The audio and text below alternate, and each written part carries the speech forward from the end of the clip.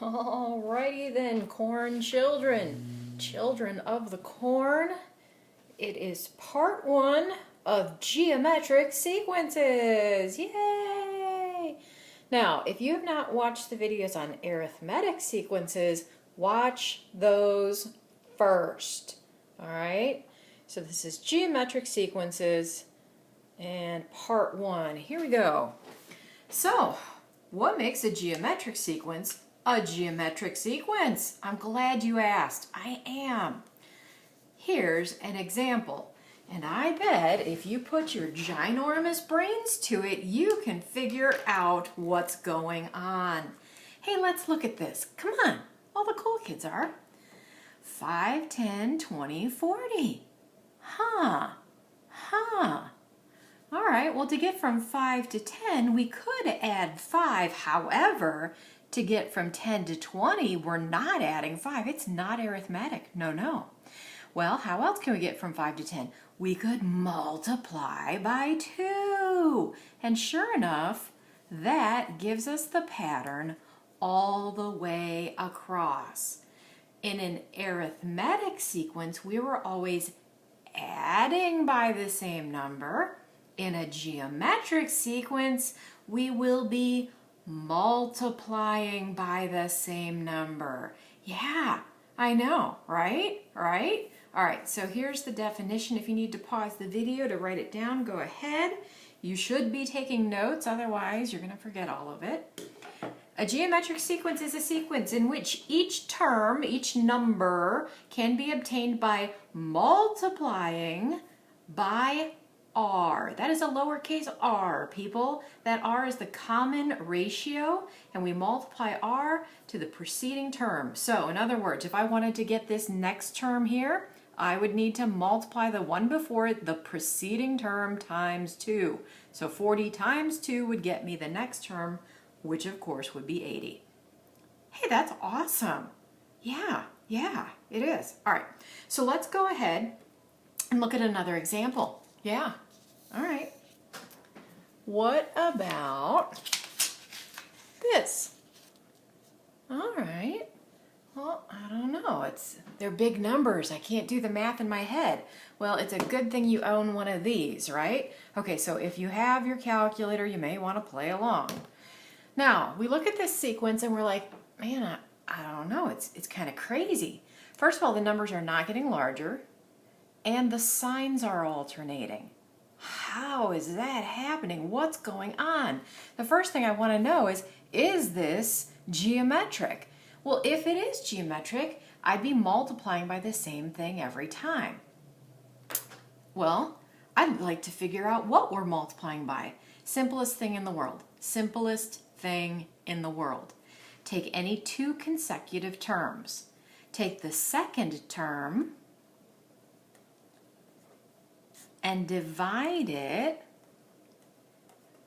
by the one in front of it.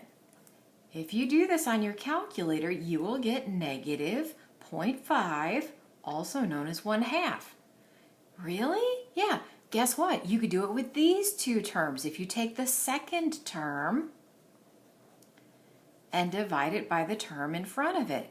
Don't believe me? Type in your calculator. So that number pops out, and that's what we mean by making it, it's called a common ratio. We're forming ratios out of these. Second term divided by the first, second term divided by the first, out pops r.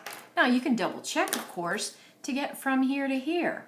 Are we multiplying by a negative 1/2? Yes. Are we multiplying by a negative 1/2? Yes. You get the point, right? Now please notice r is a negative number, which is why our signs are alternating. Oh. R is also a fraction less than 1, and that is, well, it's actually between negative 1 and 1, and that is why these are getting smaller. Hey, so it is geometric, and we were able to find our r value. Awesome.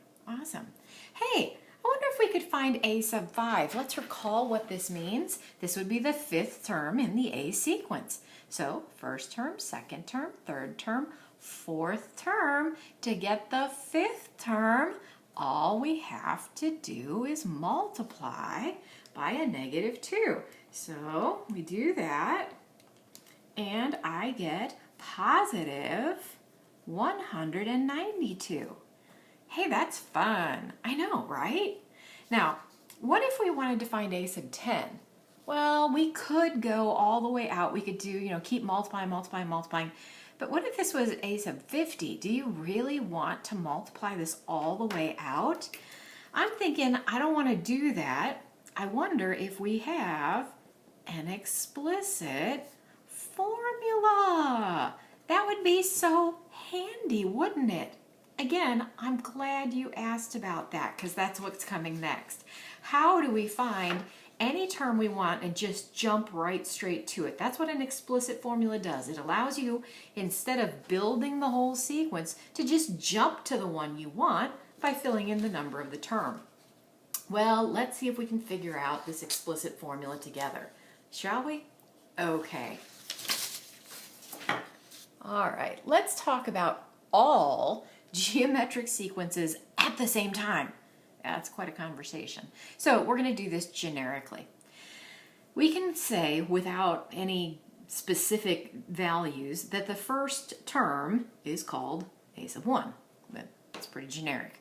Now, if it is a geometric sequence, to get from a1 to the next term, we would multiply by whatever that r value is. Again, that's an r, trust me, it is.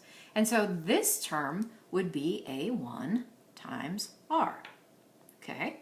To get to the next term, we would again multiply by r. And if you have an r and you multiply by another r, it becomes r squared. And what about the next one? Well, you'd take r squared and you'd multiply it by another r, and you get a sub 1 r cubed. Okay, that's great. Well, we want to know about a generic term. What about somewhere down here generically? Well, let's think about this. This is a 1. This is a 2, a sub 2. This is a sub 3. This one is a sub 4. And I want to know about a generic a sub n. Just any term over. It actually kind of looks like the word any if you put a little y there. Any term over.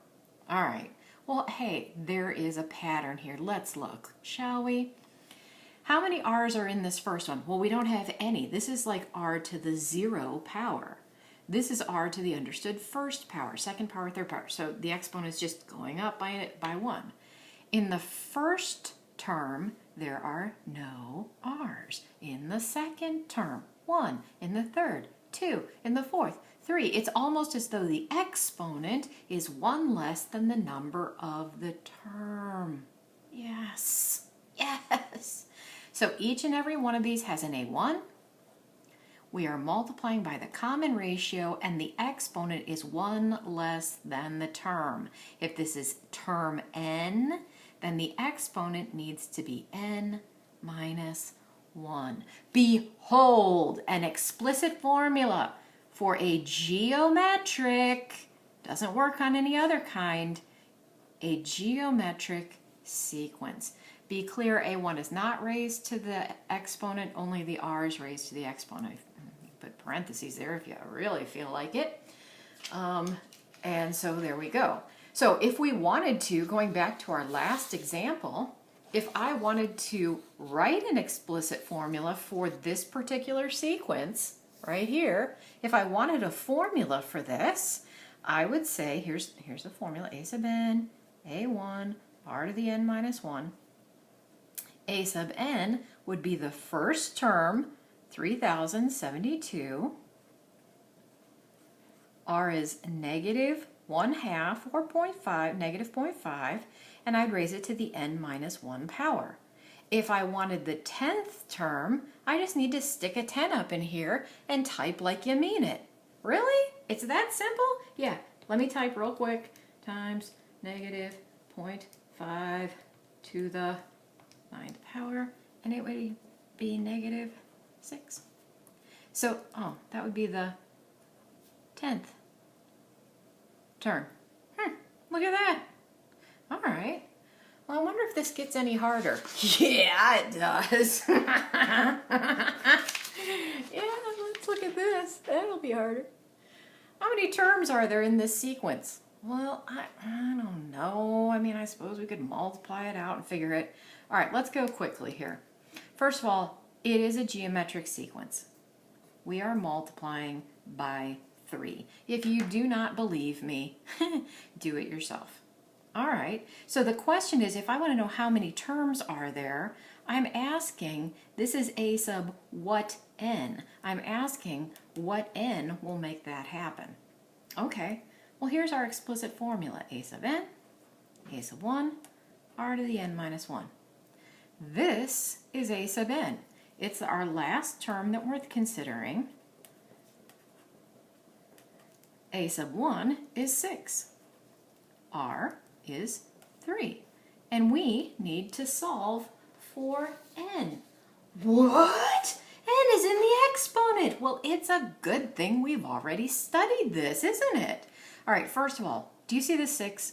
Is the 6 being raised to the n minus 1 power? No, no, no, it's not. So we need to isolate the exponential part by getting rid of the 6 by dividing first.